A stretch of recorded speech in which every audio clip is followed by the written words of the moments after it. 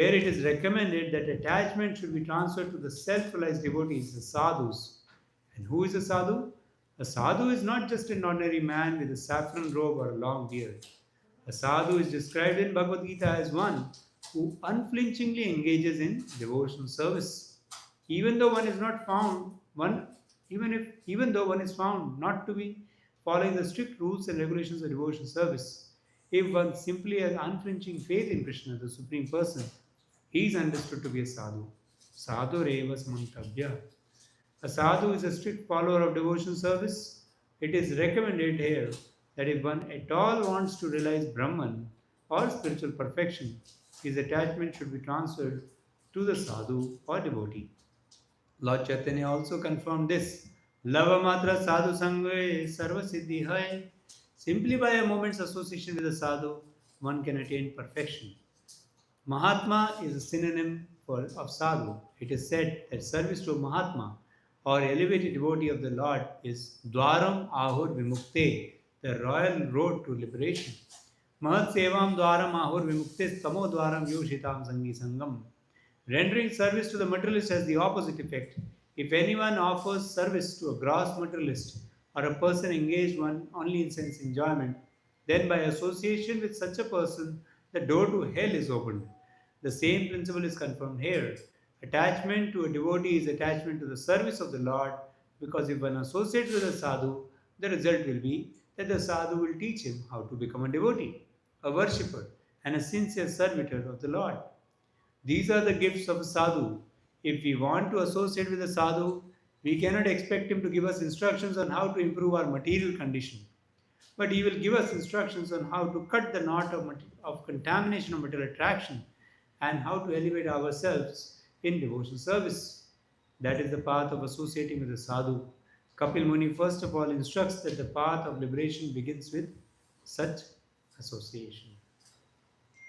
So I seek the blessings of all the simple Vaishnavas and Vaishnavis that I can speak something in line with the parampara as per my level of realization, and just for my own purification and also for the pleasure of all the Vaishnavas and the Lord deities who are present here. So this is a very important section of Srimad Bhagavatam where Kapil Muni is instructing Devahuti Maya about the principles of devotional service. And here Kapil Muni says a verse which is so important for every practitioner of Bhakti Yoga. Prasangamajaram pasham atmana kavayo vidu sa eva sadhushu krito moksha dwaram apavritam. Prasangam ajaram pasham. So the attachment to material things, a materialistic paradigm of life is so strong. Ajaram pasham. Prasangam ajaram pasham. It is a very difficult knot to break. Atmana kavayu vidu. It is not some fools who are saying it. Very learned people say these words. They know it. This is the way. That material life, material existence is very difficult to cut across. Mama Maya Durakteya. Maya is very powerful. But then Kapil Muni is not living with some pain point. He is telling some solution. Sa eva sadhu shukrito. If you, the attachment to material, so instead have attachment to sadhu. If you have attachment to a saintly personality, sa eva sadhu shukrito moksha dwaram apavritam. The doors to liberation are open. So we can see in the life of many great souls. One great soul is sitting with us here. This is Antardvip Prabhu, personifying Prabhupada's teachings. Simply by associating with one great sadhu, Srila Prabhupada, so many personalities have cut across this material existence and become beautiful flower-like Vaishnavas for the whole world to associate with.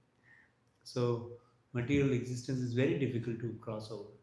And if these Jnanis and yogis, sometimes they go to Himalayas, stay alone, and they do very tough austerities.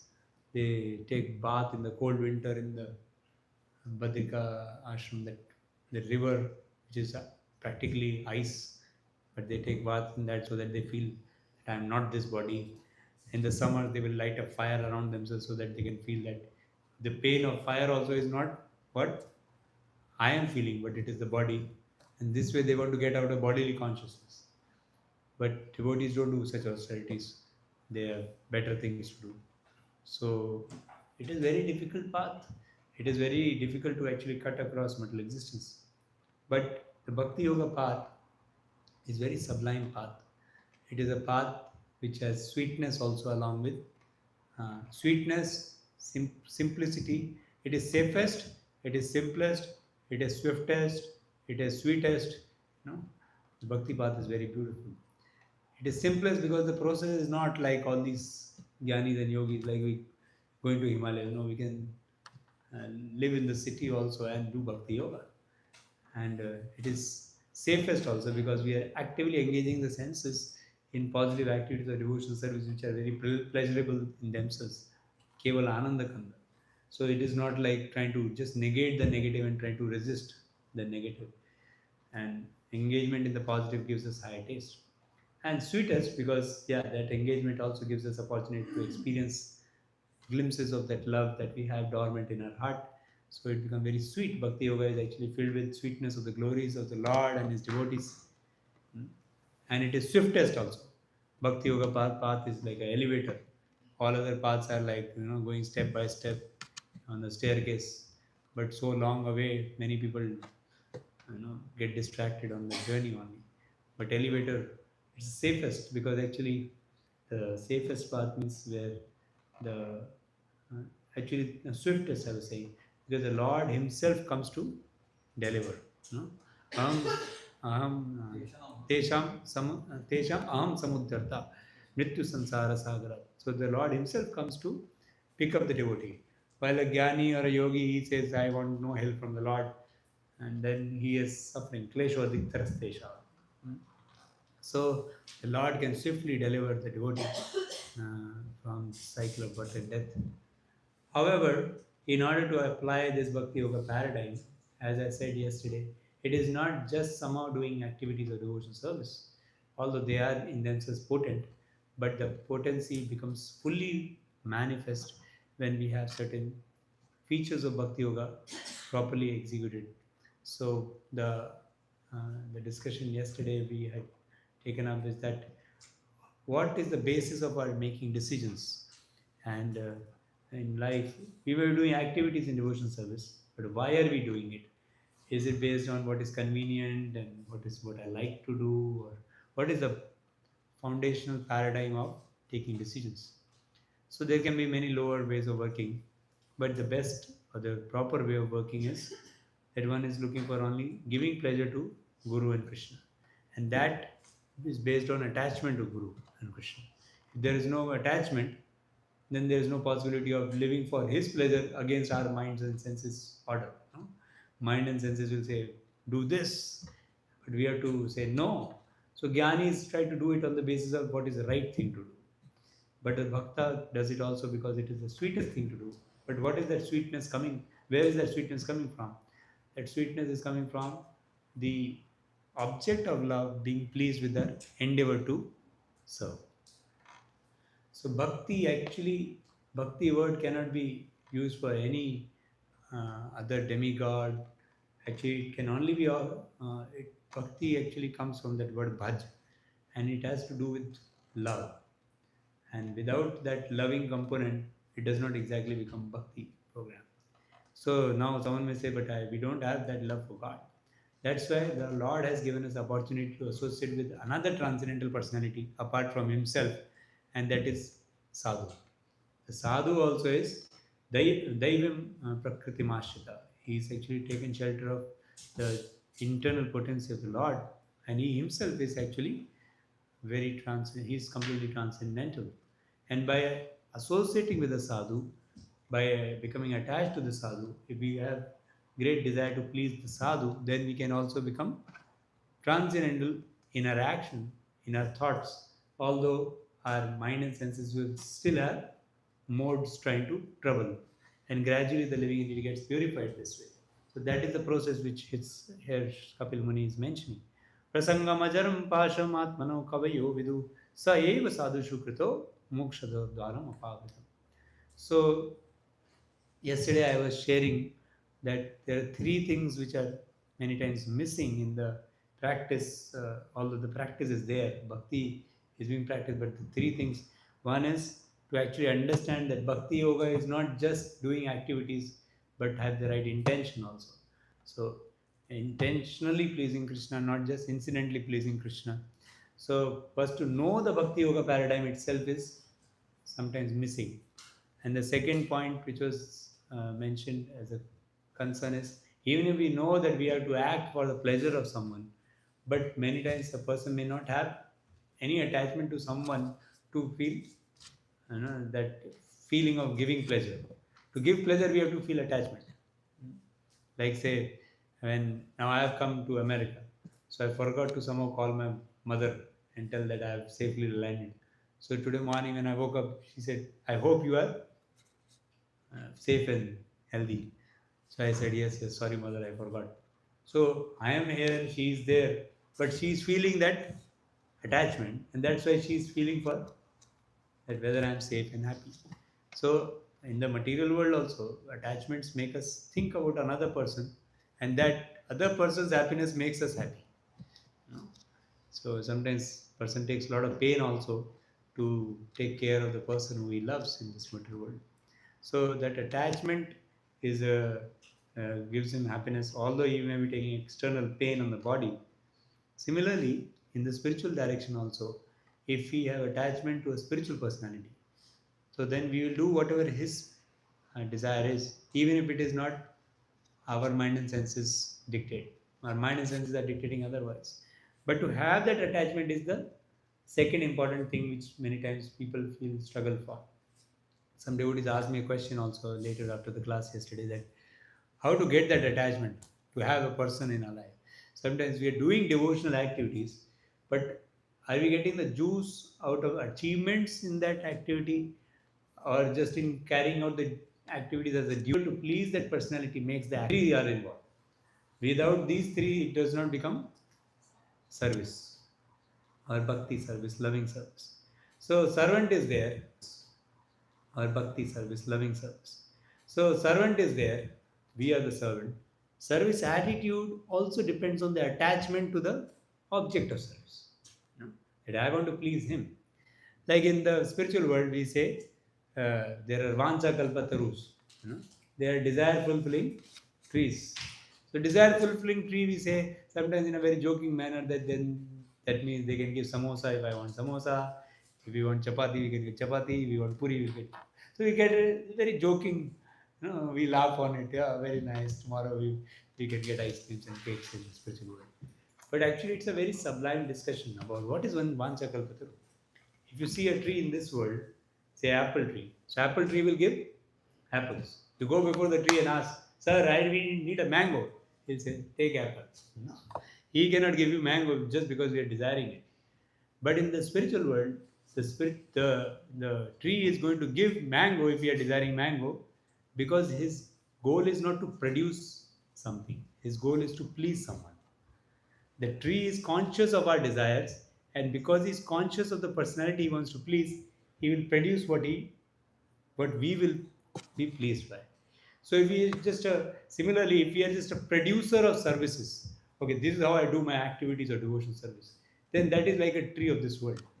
But if we are a servant, then we have to be having attachment to a personality, and his pleasure, his instructions, uh, his what he wants to do in this creation to serve Krishna. That should become our basis of action.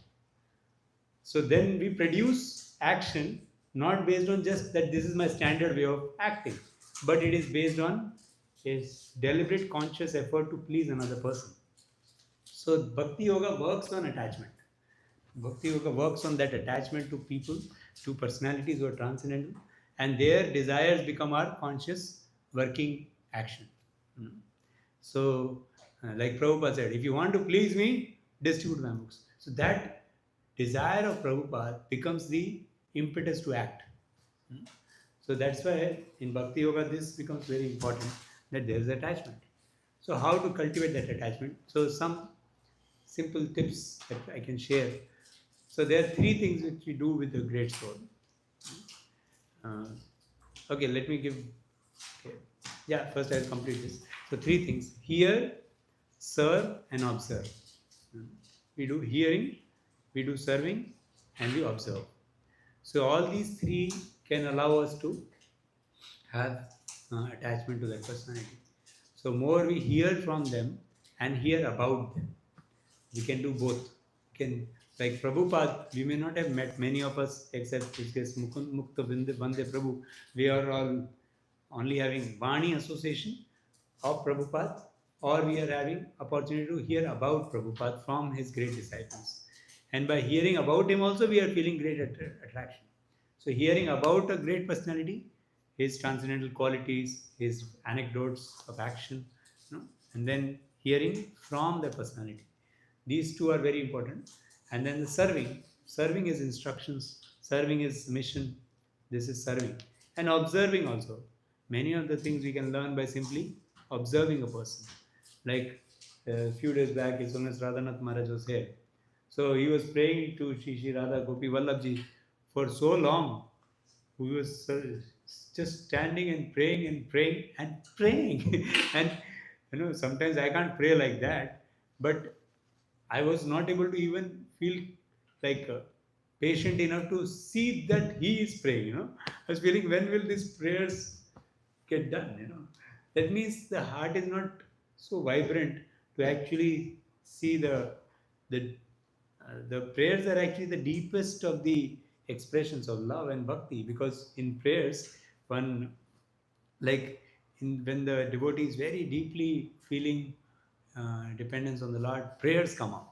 In Bhagavatam also many prayers are there. Sometimes when we are going through prayers, oh Lord is you Krishna, you are transcendental, you are the creation, you are the creator of the creation, you are beyond the three mode. So many ways.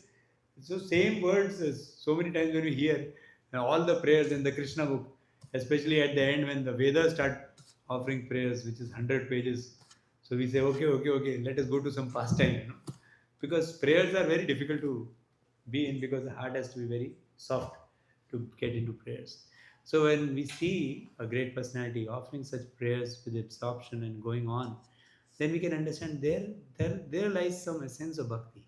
So by us observing a great soul also, we can learn bhakti, and we can feel attached to that personality also. So serving, hearing, serving, and hear, serve, and observe. These are the three things we do. And more we try to do this with active desire to please that personality, active desire to cultivate that attachment, then we will develop attachment. This attachment to uh, the great souls can actually, when we say this prasanga majaram pasham, sometimes we may be only observing things in terms of getting free from lust, getting free from envy, all those six: lust, greed, anger, pride, envy, illusion. But that is not the only part of material existence. Material existence is very, very deep. Based on material ego, we have a lot of scripts in our heart. Srila Bhaktivinoda Thakur writes Jana Sangha, that actually Jana Sangha means association, and it also means attachment to certain prejudices. So sometimes we have a prejudice in the heart. Prejudice means we have our own script that this is how it should be. Sometimes some great soul tells a point, and this was too heavy. Why we feel heavy? Because we are not feeling like adopting the new uh, concept, which is actually the right script of life, because it is hitting our previous conception of existence. But to edit our virus ridden conception is very important. So, not only lust, greed, anger, pride, envy, illusion, but we have, Bhaktivinoda Thakur writes, there are karma mishra, jnana mishra prejudices in our life. We think that, say suppose like one karma mishra prejudice can be like someone thinks that I should also go to Kumbh Mela and take a Shahi Snan so that I will get free from the reactions of my karma. Actually, it has nothing to do with bhakti. This is karma kanda. So like that, there can be aberrations in our consciousness which are connected to karma kanda, jnana kanda, and all. But how will we get free from this? So there, Bhaktivinoda Thakur writes that this is only possible by affectionate association with a great soul. I'll read just a few lines in that. So we have associated with modes, we have associated with many people in karma jnana and all yoga processes in the many lifetimes, and those impressions actually are very difficult to give up. But how do we give up? I'll just read.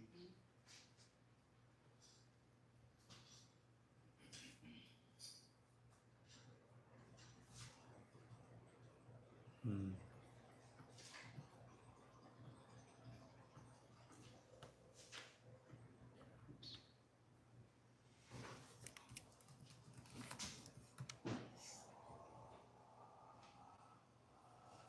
See, activities like talking with worldly people in the course of one's work is not considered association. Someone will say, Roji, I am associating with worldly people even in work life, so I am getting contaminated. No. Activities like talking with worldly people is in the course of one's work is not considered association. When the same activities are done with affection for someone, then that is considered as association with that person. So when we say Saiva Sadhu Shukrito, that means while doing activities with a great soul also we should have that affection for him. So I'm not able to search that, but it is there that with affection we have to associate with the great soul. So their affection, what happens? We keep our false ego aside, and then when the hearing process happens, in that the commentary is not going on. Like imagine in cricket, someone is like even a best batsman, Sachin Tendulkar is batting, but the commentator can say, "Oh, Sachin should have batted like this or something." He is just a commentator. Similarly, when great souls actually are speaking Krishna Katha or Krishna Updesh, then that time, if we have not got attachment, still we have a commentary, live commentary going on. We filter the hearing process through our conceptions. But if we hear without any uh, guards, because the prejudices can be removed, the mental filters which we have, they can be removed if we have love for someone. So when we have love for someone, then when he says something, our false ego does not filter it. It just takes in and edits its own conception. So that's why we need attachment to a personality. Then the filters will not be there and our existence will become refined. Srila Prabhupada writes this in 17th chapter of Bhagavad Gita, second verse also. In the purport, he says that according to the previous activities in the mode of passion, goodness, and ignorance, they acquire a nature which is of a specific quality. The association of the living entity with the different modes of nature has been going on perpetually. Since the living entity is in contact with material nature, he acquires different types of mentality according to his association with the material modes. But this nature can be changed if one associates with the bona fide spiritual master and abides by his rules and the scriptures. Gradually, one can change his position from ignorance to goodness and passion to goodness. The conclusion is that blind faith means one has got that prejudice, then everything gets filtered. The blind faith in a particular mode of nature cannot help a person become elevated to the perfectional stage. One has to consider carefully with intelligence in the association of bona fide spiritual master. Thus, one can change his position to a higher mode of nature. So, it has to be done with the spiritual master. The spiritual master does not only mean the Diksha Guru. Here, the spiritual master means we have attachment to great souls and senior Vaishnavas whose bhakti scripts can brush our heart because we know they know best, they know better than me, they can help me become edited soul, I can become a better person. So that's why this prasanga majaram ashram, actually the prejudices cannot be washed away unless we have attachment to a great soul. So that is very important, and they have pure bhakti yoga paradigm of working. Like Prabhupada writes in one chapter of Bhagavatam, first canto, this is great souls cheat for a great cause. So when we read that, someone who has a little moralistic ideas, I think this is something little bit, I think Prabhupada is not so proper here. So we have our own filter then. But we should actually dive into what Prabhupada is saying with to embrace it and to learn it, to become actually scripted the same way as he is. So when we read Prabhupada's books, or we hear him, or we hear great souls, that time we have to actually have an open heart to hear and become changed. And this kind of hearing actually is real hearing process. Real hearing is this only. So in the Bhagavatam, there are two words. One is this prasanga word. Prasanga is not an ordinary Sangha, it is affectionate Sangha. Many places Prasanga word is used. Prasanga madaram pasham atmanako vayudi here. In the later in this same chapter it says Satam prasangan mama veera samvido bhavanti hrit karnar sayana kata. No? Then where else he says Prasanga? Bhakti muhu tvaime prasango. No? Bhakti muhu prabhatam tvaime prasango. Dhruv Maharaj says Prasanga. Prasanga is required. Another word used is snigdha. Snigdha means again affectionate. When we have affection for great souls, that with that snigdha attitude when we hear. So snigdhasya shishyasya, when Suta Goswami had actually snigdha attitude, affectionate attitude towards his masters. That's why all the purports to Bhagavatam were revealed to him. Purport is different than just knowing it textually. Textually, he was also knowing. Who? Romarjan Sutta. But actually, if you compare Suta Goswami and Romarjan Sutta, he is also expert in all the vast literatures. He is also expert. He is also Anaga. He is also Anaga. But this one quality was diametrically opposite. Here he had become proud and was not respectful to Balramji. Here he had snigdha attitude. Snigdha actually word means in snigdha refers to something which has become very glossy because of, like, say, butter. If somewhere butter is there, then you slip over it. No? Ghee is there, then you slip. So one has to slip over the desires of a Vaishnava. No? One has to have feelings for a Vaishnava, that I want to do something for your pleasure. I want to learn from you. Our heart has become like a innocent child which wants to open and learn and also serve that personality. So tad vidhi pranipatena pariprashnena seveya verse also. In that pranipat is not only of the head, but it is of the heart. Head we can, okay, whatever you say I'll follow. But heart means we have adoration for that personality. When we have adoration for a personality, then the pranipat is of different quality. And then the pranipat leads to pariprashna and seva, becoming potent with these attitudes. So that is why in Bhakti Yoga it is very important to work with affection for personality. And more we develop that affection, we will one day be able to experience that sweetness which Bhakti Yoga actually promises, which is actually the original idea. In fact, if we see, our goal of life is to go from, we have to become pure devotee means what? That means we are giving up our false ego, but false ego means there is a true ego. So what is true ego? True ego means that we have an active, this false ego creates attachments in this world. And the true ego becomes manifest in form of attachments to transcendental personalities in the spiritual family. So if we are not developing a true ego in form of a family in the association of devotees, where we are feeling like pleasing these personalities, pleasing Krishna, then the true ego is not manifesting. Then without that, it's a very dry process, like giving up false ego. So true ego has to manifest means we have to actively work on developing more and more attachment to the great personalities.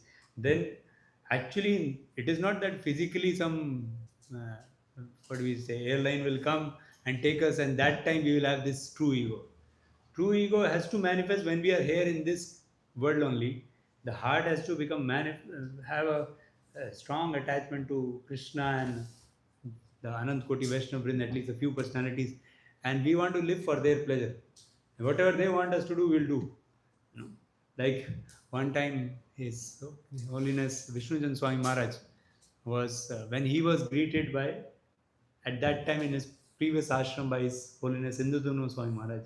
So 4 sannyasis were hosted by Maharaj that time in his home, that time in his Purva ashram.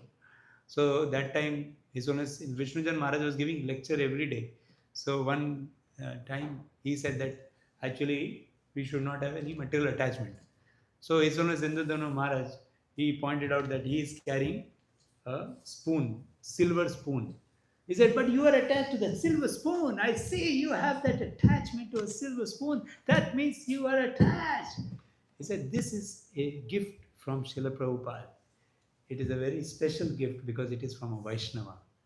This attachment is good. Spiritual attachment is good, and material attachment is not. And that time, Maharaj, Indudunu Maharaj, had not got the full clue about bhakti. So he said, "No, attachment is bad. You are wrong. Bad. It is bad." And then, "No, it's good. Bad. Good." No, this dialogue like that. And then next day, His Holiness Vishnujan Maharaj and all the other three personalities, some Swamis, they suddenly, before the Mangalarti time only, they vanished. They left the home and went for the next destination.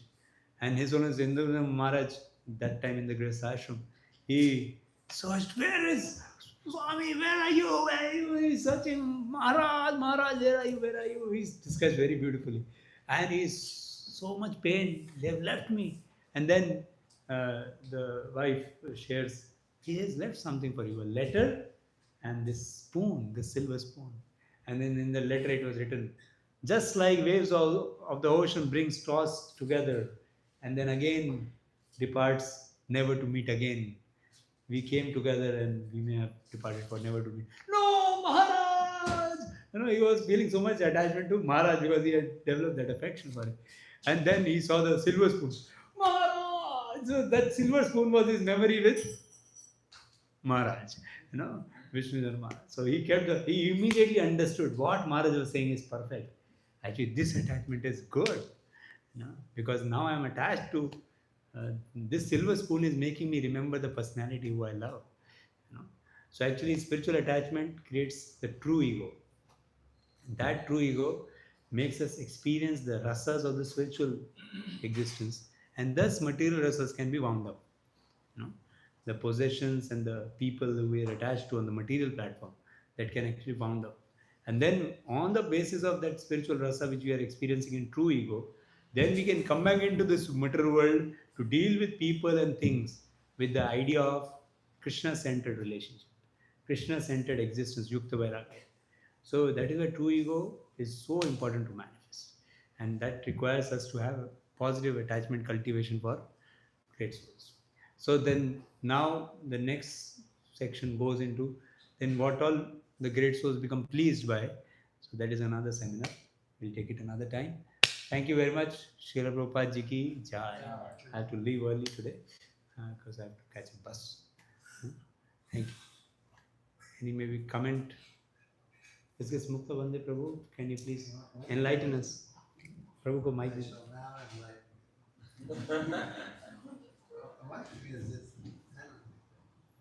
thing is, it's the most natural thing in the world to like someone. As soon as somebody comes to the temple, as soon as I started coming to the temple, you meet the devotees and you like them right away. And naturally you want to do something. If they ask you to sweep the floor or wash the pot, you want to do it. It's the most natural thing in the world because we are pure spirit, soul, part and parcel of Krishna, and relating to them as fellow devotees through Krishna. And so it's an attachment and desire to serve the devotees comes almost immediately. Prabhu is natural devotee. We are trying to learn the steps from Shastra, but we can see in him. His existence is actually personifying devotion service. So we can try to beg at his lotus feet to learn what he is saying. Yes, it is true. Bhaktas, devotee Sangha is so sweet to just be in. If we come to this temple and we see Mukta Vande Prabhu, it is natural we'll fall in love with him. Yeah. And then we like to serve with him. We want to get some blessings of his. So, yes, Prabhu, what you're saying is true. If we are Vaishnavas like you, it is just natural to develop love. Any devotee, all the devotees. All the devotees. Sorry. Yes. All devotees are great souls, Prabhu is saying. So Prabhu has that vision, that pure vision. That's thank you so much, Prabhu. We are very grateful to have such a great exalted Vaishnava amongst us. Thank you, Prabhu. So we close here. Thank you very much. Srila Prabhupada Ji ki jai. Granth Srimad Bhagavatam ki jai.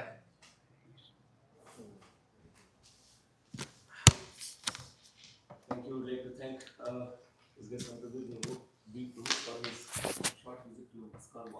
Let's express our thanks to him.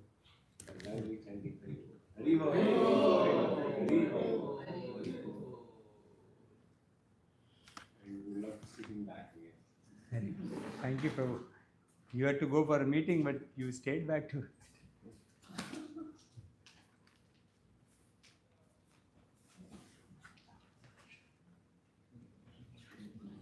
Thank you, Prabhu. I mean, fathers from IT.